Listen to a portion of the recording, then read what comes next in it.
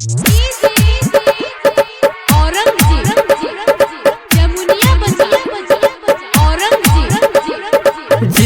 जी हमारा के मर दे लछुड़ी गोइल दिलावा रोटी खाने तूरी।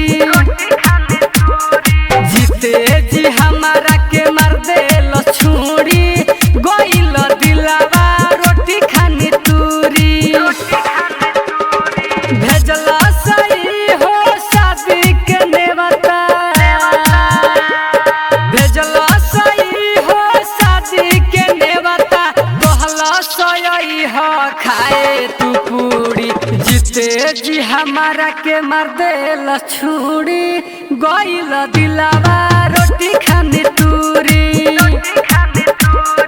जीते जी हमारा के मर दे लछुड़ी गोइल दिलावा रोटी खाने तूरी।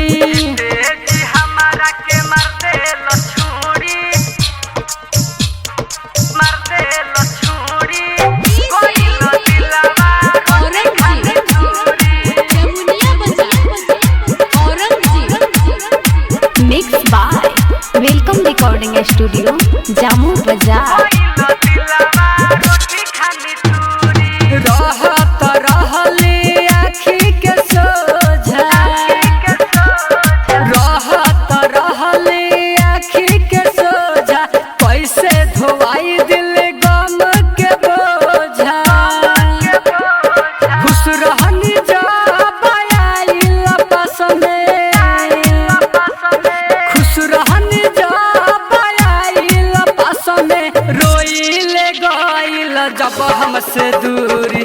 जीते जी हमारा के मर दे लछुड़ी गोइल दिलावा रोटी खाने तूरी।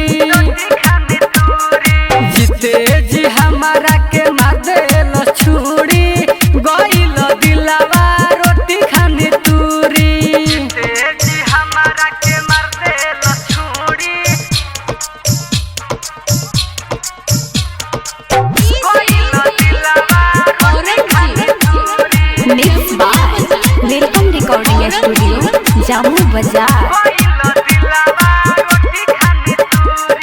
कोई के साथ जब ससुरा में जाई, कोई के साथ जब ससुरा में जाई, कोई के साथ जब ससुरा में जाई, हमारा जैसन प्यार पिया दे न पाई।